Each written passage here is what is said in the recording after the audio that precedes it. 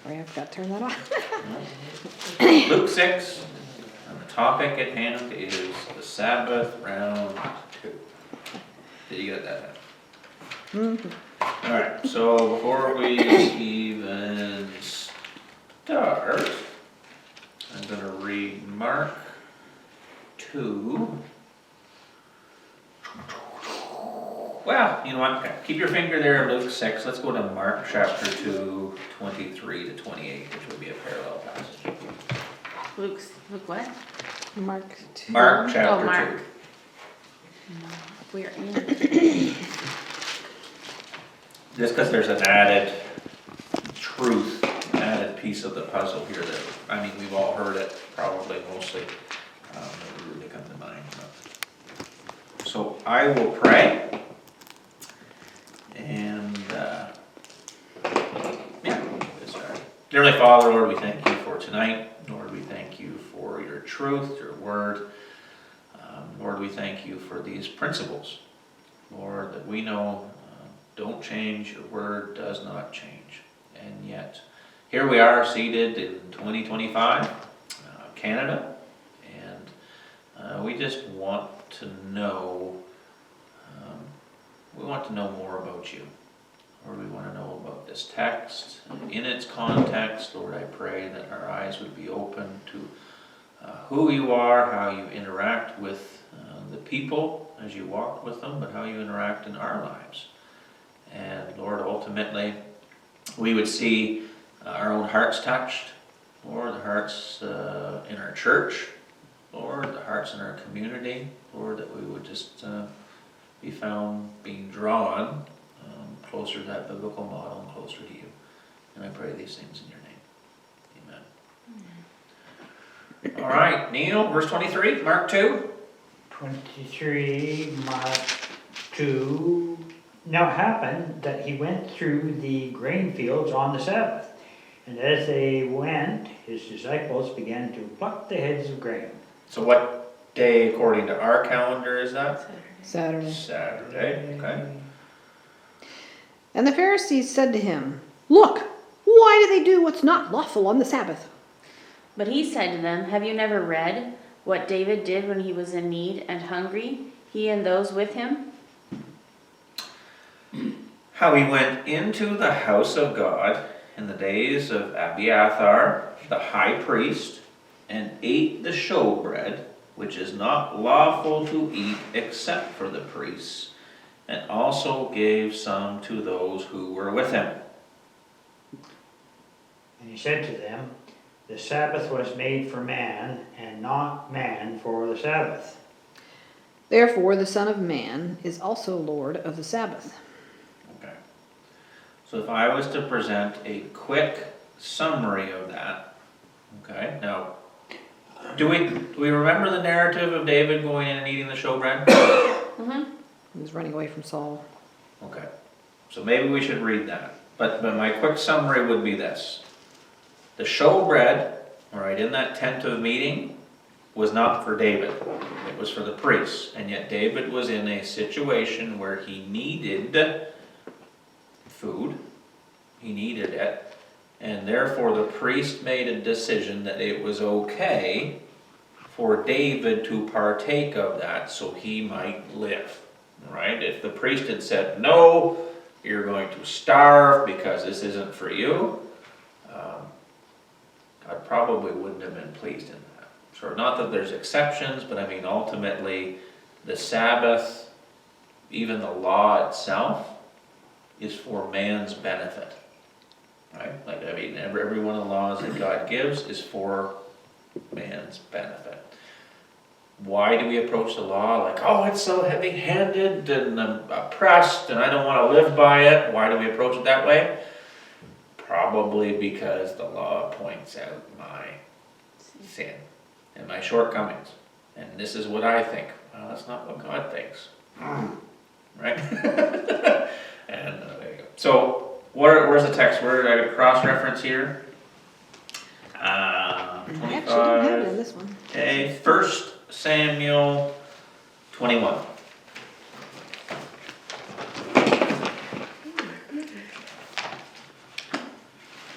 Joshua, Judges, Ruth, 1 Samuel.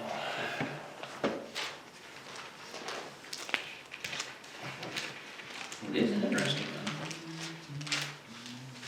one. If we want to do a real big study, we'd have to go back and see how big Goliath's sword was, and then try and picture how big David was, if he's going to wield Goliath's sword.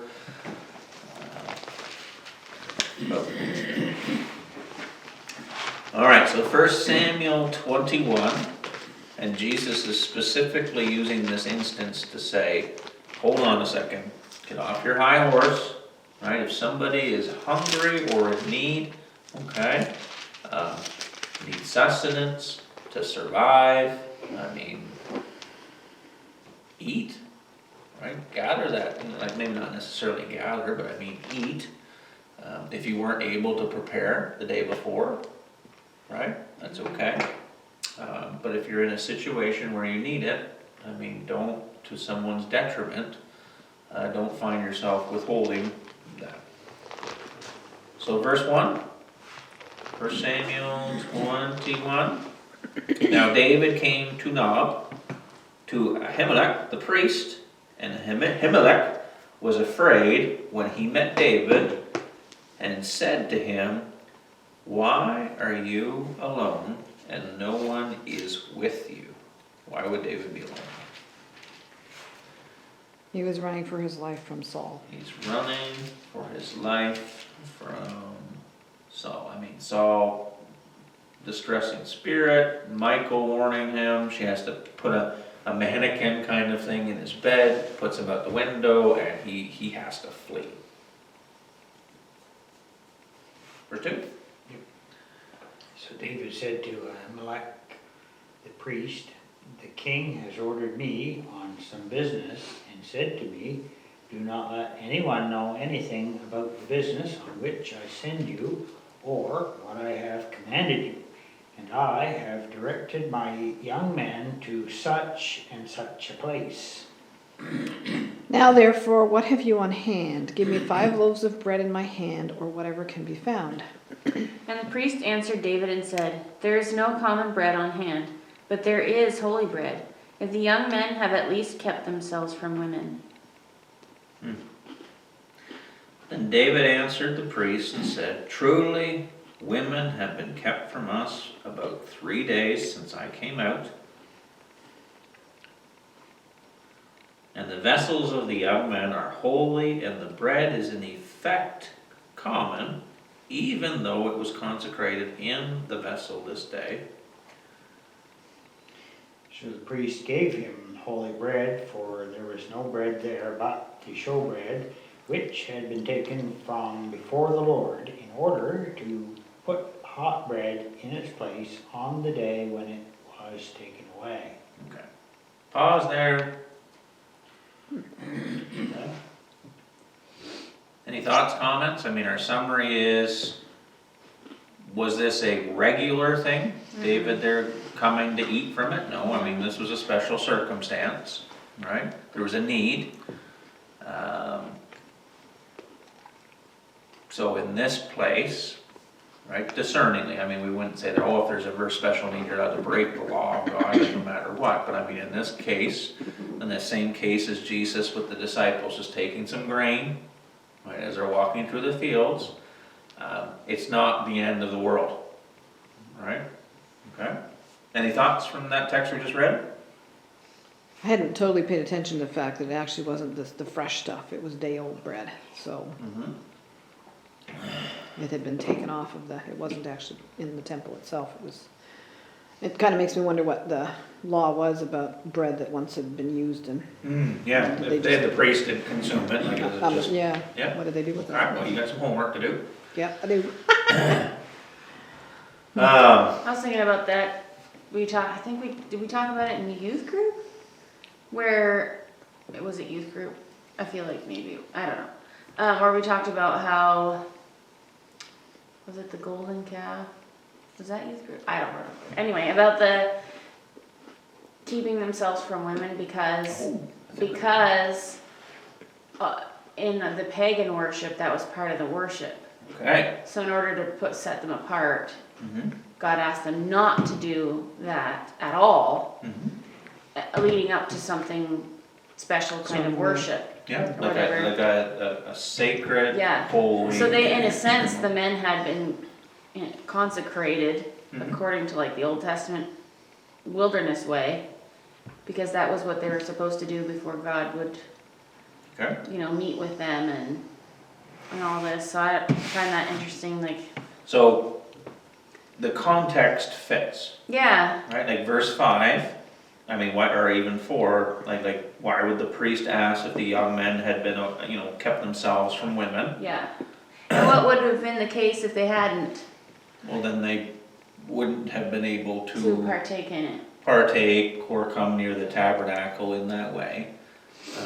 And you're right, I mean, when you understand the pagan occult practice of false gods was usually, the majority of the time, through sexual whatever it was. That's why God said, whoa, before you even approach me, and not necessarily the temple, but these sacred ways, you stay away from your wives. That has no place worshiping the Most High, right? So. And, It's interesting that the priest said there's no common bread, but David basically said it's in fact common. So, I don't know, fascinating. I'm trying to figure out if it's like past its use as holy bread, so then maybe it's. Fascinating one. I know, verse 2. I think I had to write a paper on this in university, where it says, the king has ordered me on some business and said to me, do not let anyone know anything about the business on which I send you, yada, yada, yada. Is it ever okay to lie? Oh, I know, it's the same with Rahab and the spies. But, I was hoping you wasn't gonna bring that up. But I mean, here we have, the great. I'm gonna be honest, I would lie if I had Jews in my attic. Okay, yeah, I and would. that was where the, Is it right? I have no idea, but yes you do. I would rather die. I don't know. And yet Well, I know of that one oxymoron story where there, the what Jews is were it? being hidden and. Yeah, I don't care about stories though, I mean, biblically. Well, I mean, true, but yeah, biblically, in this case, his lie cost Ahimelech his life. Okay, yeah. So that makes me go, So that's part of that conversation, Right. right? Huh. Like if David had told the truth, even at the loss of his life, probably would have preserved it may Ahimelech's have, life, it may have. right? And so, did his lie cause the death of Ahimelech? Well, his other lie with Bathsheba cost the life of his child. Okay, so now we're into that. But that was a purely bad lie. It is Like, there was no good reason for him It to is lie. a fun topic, but if you were to just Google lies, like lies in the Bible or whatnot, and then Because work Rahab did the through, same thing with the spies. yeah, was that okay? I'm At just that saying, I point, don't know if I would. And this isn't philosophy, I mean, this is like She biblical became integrity. Jesus' great whatever grandmother. And every single person that was in the line of Christ had some major issue that they created, Yeah, I mean, which- Tamar. which is a good And point her for defense, she was sinners, a right? pagan. Can you Tamar get- dressed up as that Prostitute. harlot, and Judah come through, like Jesus' line, and Judah, I mean, she was deceiving, she was lying, right? And then Yeah, she but he was gets pregnant. also going there with the That, prostitute. but I'm just saying, so the, I mean, ultimately, the answer would be no, lying is never okay. Some would be like, well, what if God's leading no, I mean, God wouldn't lead you in that. So what do I say about a Jew in my attic? I don't even know whether I want to share my conclusion to that I topic. feel like you would You remember my have, conclusion? you would have You them had- so confused by the end of it that they wouldn't know where they were. But I'm not that good. Yeah. I think at that point, I would choose to say, I have no way of answering that question. Okay, but yeah, and there, I mean, it's even, Or I'm just- a- or I'm a just really bad silence. liar. yeah. What's a Jew? That is actually a real I mean, legit question. ultimately too, like when you approach that topic, it's Why like, did you oh, find- you're choosing the greater good. Like you're trying to reason your way through it. But no, I mean, the lying is not, And Dr. Bob had a saying that was like, they used to put chapel sayings up around the classrooms and stuff, and one of them was, it's never right to do wrong to get a chance to do right. Yeah, so that principle, yeah. My conclusion in my paper, I have to take it out again, I would just choose sin. I'd have to ask for forgiveness later. It's on camera, it's recorded, but I would just have to choose sin. Unless the Spirit was really, really doing battle in my heart just to say, yes, there are Jews, please kill me and them upstairs, and we'll all meet in heaven someday. It's an interesting thing. That's what I mean, like. It's not a comfortable one either. But again, I think I would just say, sorry, Lord. I'm just gonna lie, and I'm gonna deal with the repercussions afterwards. Okay, but this instance, the summary of the passage. Right, and what I we're was gonna- doing a fast scan to see if there's anything in there that talked about the showbread becoming common afterwards, and without actually reading through the rest of the verses, there's nothing in the specific verses I looked at Okay. that made it common or not once it was day old, but interesting. Okay, and it'd be interesting to step into culture. I mean, common, the idea of being unworthy before God may be tainted, right? If it's taken out of the tent of tabernacle, maybe it's tainted by outside influences and occult and stuff like that. So Jesus uses this passage specifically, so I think we can go back to Mark 2 now, and we'll just revisit that very quickly, and then we'll go to Luke 6, see if there's any other observations. I don't think Jesus takes the Sabbath lightly. I don't think he's given permission to do whatever you feel like on the Sabbath. But he is, I'm going to say apparently, and it's pretty obvious, he'd be saying there, if there's a need or something for livelihood, I mean, that's not why God gave that law. So now it happened that he went through the grain fields on the Sabbath, and as they went, his disciples began to pluck the heads of grain. Okay, do you think Jesus was plucking that too? Okay, we'll have to read Luke 6 to see. Doesn't say. Yeah, it doesn't, even in Luke, it doesn't say Jesus was doing it, just the disciples. Okay, so we could make that observation. And the Pharisees said to him, "Look, why do they do?" Okay, there's an answer. In Luke it says, "Why are you doing what is not lawful?" Okay, yeah, why are you doing? Okay, so we get another observation. So back to Mark, why do they do what is not lawful on the Sabbath? They should have prepared. Right, should Not have had, capitalized though. right, they should have been ready, packed a lunch, whatever that looks like. Okay? But he said to them, "Have you never read what David did when he was in need and hungry, he and those with him?" Okay, so we have need, we have hunger. I mean, it's pretty desperate. How he went into the house of God. Interesting, it was just a tent at that point, not a temple. It was a Nob. In the days of Abiathar, the high priest. Is that the same name we read before? No? Abiathar, yeah, it's the same in both passages. I thought it was Ahimelech. It's, where was that? 1 Samuel 21. Right, so it was in the days of Abiathar, but it didn't say that, Abiathar was the high priest, but Ahimelech was not the high priest. Ahimelech was the priest at that particular place that he got the bread from. Okay. And in the days is added in Mark, right? Right. So, in the house of God. Okay, so we got a little bit more homework there, if you so choose.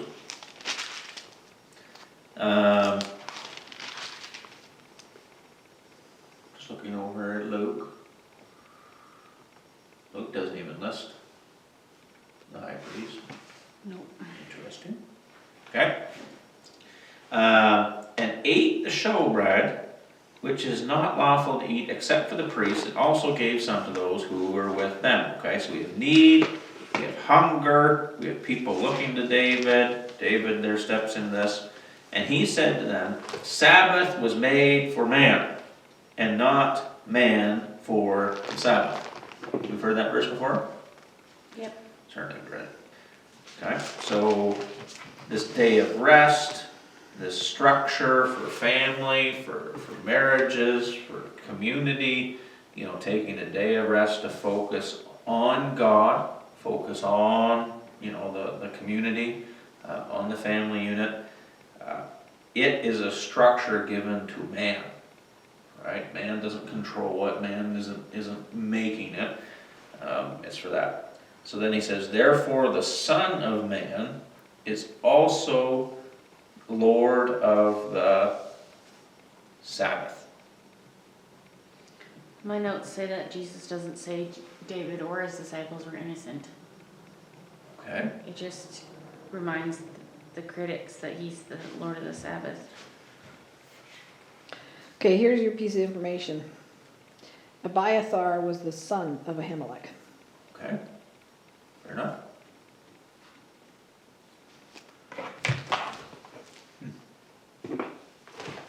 Can you repeat that one more time, Chris, the point you're Sorry, making? yeah. Yeah, no. Okay,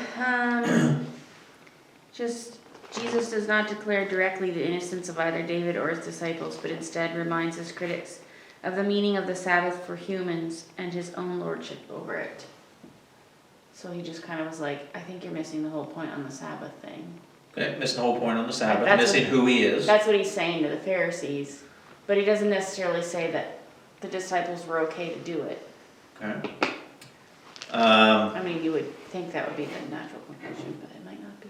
Okay, does that make sense? Like, right, he's not saying that they're innocent, but he's saying there that he's identifying his position, right? And like kind of saying, well, what exactly is the purpose of, like, you know how they accuse and he instead asks a question? He's Yeah. instead of just saying whatever, he's saying, well, what is the purpose exactly of the Sabbath? And that's a good question, because it was supposed to be a day of rest, a day to meet needs, a day for people to But refresh. they've made it a, And bring the nation together. I mean, if Check you've on got 2.5 million people resting, focusing, you got tribes, you got everything together, right? Completely different community. Is there a significance to who he's been declaring himself and he bringing David into this? Well, he's the son of David, but Okay. David's a king. Yeah, so we got, He's a king, and okay, so even declaring himself as the Son of Man, he's bringing David, like David, who you worship, right? And you up highest esteem, it's like Abraham and then David, and he brings David into this, he's directly from that line. If David did it, how much more so, you know, should I be permitted to do that, or my followers, right? So we would have that kind of as we go through it. I don't think it's a coincidence. And what is our text when we read that title, Son of Man? Go. I've been at it for like 4 years now. Son of Man, coming before the Ancient of Days. Doesn't get any more clear than that. oh, you want the text in the Old Testament? Yes. Oh, Zechariah. Okay. And Daniel, Sorry, Daniel, yeah. chapter 7, 13, and 14. Okay? And most of the time, I remember one of my instructors, he says most of the time, I mean, he can call himself the Christ or the Messiah all he wants. People can herald that. It's But not it's not deity. yeah, the minute he says he's the one that's brought before the Ancient of Days, right, and his deity, I mean, that would be one of the positions, that's when they decide to throw rocks. Like they cannot have Jesus being that last days eschatological Messiah, Prince, all of that. He can't be that. He can be a king. He can be a lineage of David, right? I mean, there'd be hundreds of them, right? But he can't be the Son of Man. And he says here specifically, the Son of Man is the Lord, Kyrios, of the Sabbath. So, I mean, even in a way too, when you rest, you are to worship me, right? How would the Pharisees handle that? Grab a rock. Yeah, I mean, like, excuse me? I mean, you're out there eating grain, which is against the law, and you want us to acknowledge you as Daniel's Son of Man, King of Kings? It ain't happening. there's a flip side to that. You know where I'm going with that, Neil? No, I was going to, nuts.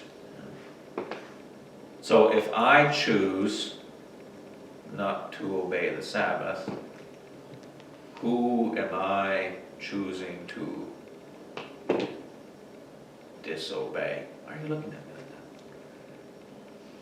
Who am I choosing to disobey? Jesus, King Is it- Jesus. Is it Jesus? Holiness of river. Right? Who am I choosing to disobey? Right, I'm choosing to disobey the one that all thrones and kingdoms and principalities has been given to. Right? His kingdom is one that never ends. Right? I'm choosing to disobey the Son of Man. Would that mean anything to me if I didn't know that title? Probably not. It'd be like Son of Man, he's the Son of a Like, Man. oh, well, so, yeah. Yeah, like right. what's the big deal? But we have the highest authority, the Ancient of Days. The Father has given him that kingdom. We know the world's obviously not fully submitted under him yet, but he has that authority. And if he's the Lord of the Sabbath, which is on Saturday, I think there is a reason or something to be reckoning with that. Right? I think that's very good. And I'll probably think about that when I'm ripping lath and plaster this Saturday because it's raining. With worship music on. And restful. Okay, so let's go to Luke 6. We got a couple minutes. I'm going to try and be... Just remember, you're the one who pays for it. I know. Well, in our marriage, too. Well, I'm just saying, like, that's the, what do you call it, the. Exchange. Accountability. The What we exchange see or the here consequence. is that if it's for man, Yeah, then man loses the benefit yeah. if they don't observe it. Yeah, and we know what happens in careers when just momentum and we don't take, and I mean, I know I've tried to justify, well, as long as I take a day to rest, right, or a afternoon, as long as I'm doing something to rest, and it's like, well, the Sabbath is on a Saturday, right, and then the Lord's Day, the Resurrection Day is on the Sunday. Now, I know the Jews didn't have the Resurrection Day until Right. after, but I mean, the Jewish Christians would have still observed both, and they would have benefited from it, right? Like very much so. Now, they probably had to go to work on Sunday, but they still met, they still worshiped, they still prayed, right? But Saturdays would have been still the Sabbath, right? And I'm pretty sure if you read in Ezekiel, the Sabbaths will be restored again, right, in the Messianic kingdom. Like it'll be part of a practice. So maybe I'll just Sabbath then. Maybe what? Maybe I'll just Sabbath then. Yeah. Try not to be sacrilege, but again, like it's such a foreign thing, and we try and take Sundays, right? But.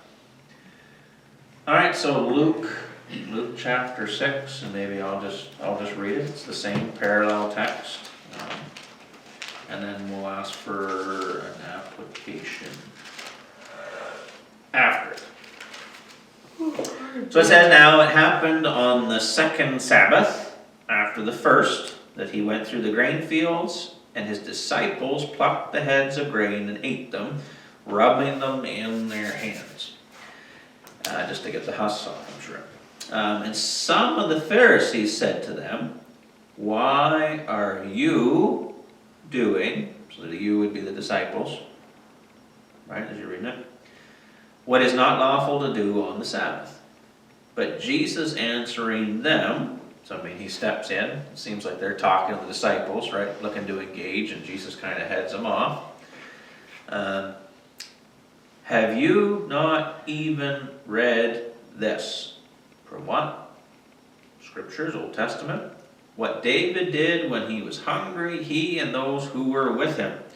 How he went into the house of God, which is that tent of meeting in Nob, took and ate the showbread, and also gave some to those with him, which is not lawful for any but the priests to eat. And he said to them, the Son of Man is also Lord of the Sabbath. So if the Son of Man, the King, is not saying stop. There's an authority here. Now also Jesus wasn't breaking the law because we know he was sinless. So we have an authority here as we work through it. We don't know if he was doing it. That's true, but he was letting his disciples to do it, so there was a decision being made. Yeah. Didn't tell him stop. And I didn't tell him stop, so special need. He obviously thought that they genuinely needed the food. Okay. Yeah. And I think we have to be very careful with that because we can't say genuine need, circumvents. Well, because he's using that statement. Jesus is saying, didn't you know when somebody else needed something, they were allowed to have? Mhm. So it's an inference Yeah. in this case where you're going, okay, so Jesus is inferring that the disciples had a need for some food at that point. And we also have a highest authority who Right. speaks for God. Right. That's important too, because I mean, Right. some of this dialogue gets to, well, you know, I have a monetary need, right? And I'm in a situation where I really, really need this money, so I'm going to manipulate and maybe bear false witness, right? And try and make this deal so I can get this money that I really, really need, right? I have no right to do that. Right, and so heading off some of those things. So we have highest authority, he's speaking for God, we have a special circumstance, he's the Lord of the Sabbath. This says it's similar to his claim of authority to forgive sins. Okay, yeah, So it's the same, like, well, I'm in charge of this too, actually. okay, yeah, and the Pharisees, you just have to take that Yeah. bite and chew it, right? Like, I mean, you just have to work with that. Like, me being king means I'm the king of everything. Mhm. And he's speaking for his Father. Turn over your fake made up stuff. Yep. Okay, so if that's not enough, we'll just keep on going a little bit. Now it happened on another Sabbath also that he entered the synagogue and taught, and a man was there whose right hand was withered. Ironically enough, I was talking to a young fellow that was drunk last night after kids club, and he was missing his left hand from a car accident. And a witnessing opportunity and great. But, so the scribes and the Pharisees watched him closely whether he would heal on the Sabbath. He is the Lord of the Sabbath, right? I mean, the highest authority. That they might find an accusation against him. Again, the irony. We have the Son of God, we have the King, we have the Son of Man, and they're trying to find accusations against him, rather than supporting him by asking questions. I mean, they're against him. But he knew their thoughts, Edo, and said to the man who had the withered hand, "Arise and stand here." And he arose and stood. Right? What was the purpose of miracles? To authenticate the message. Right? Then Jesus said to them, "I will ask you one thing. Is it lawful on the Sabbath to do good or to do evil?" Right, this is the whole like falling into a